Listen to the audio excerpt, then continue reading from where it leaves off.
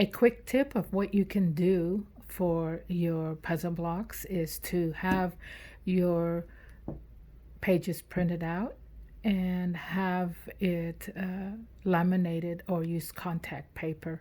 I chose to give you an example of what you can do with laminate here, and it's less expensive if you use contact shelf paper, but you do have to be careful because of the adhesive on it, that you can't lift it. Once it's down, it's down. So I chose laminate for myself just because it's quick and easy. This was actually printed by a professional printer here locally. I love the true color that came up here of the actual illustration of mine. And this is the solution, and your other sheet that you get with it is similar to this, in fact, as size of your blocks, and each block should be cut out before laminating. And that is only because if you don't cut it out first and then laminate or use contact paper, when you cut it, it will separate and have an open space here, as you can see up close how it works here. If there's no separation here, I've already previously cut some. It's very easy to cut with just paper, scissors that you have on hand anywhere. And also another tip for you is when you do cut out your square blocks is to put the actual block, letter, and number on the other side, and make sure that it's facing the correct way. So when it's being used in the classroom or at home for activities, it can actually be placed correctly. In other words, C1 is facing this way, so the kids, adults, whoever is using these puzzle blocks can learn to identify letters and numbers and the shapes and colors. Isn't that cool? It's a great learning activity, great after school activity. It is just awesome that you, it's a great activity game for end of the school year. And I'm sorry, who did I say end of the school year? School hasn't even started here for some areas. This is for the end of summer.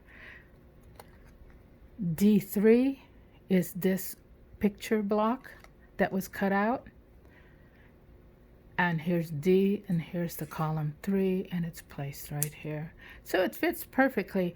As you can see, I didn't cut it very close to the edge of the lines. It really doesn't matter if it's quite a bit left like it is here, because it fits really well on top of each other. The laminate does anyways. E3, E, and here's 3. So this is facing this way. You place it down like this. Pretty cool. Now, if you want to have your solution puzzle laminated, you can. I would suggest that you do. Here's the actual board that was included with it.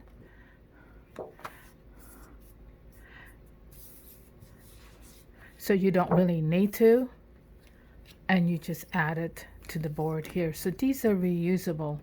Okay, here's a picture of the actual image, and this is a page that you get also. So you get 3 pages with this. The actual blocks that you can cut out separately, the solution for the puzzle, which you can use as a page for a book if you want to print it out or sell on Etsy or somewhere else, a print on demand site, your website, whatever, and have that printed out so they have that as a reference. Or you can just laminate the solution block, the empty blocks as it's referred to on the site. This is the empty blocks with a picture of the actual image, and this is what I laminated, so it can be used over and over, and it's sturdy. And I place my images on top of this board. So fingerprints, handling, it takes the abuse, the lamination.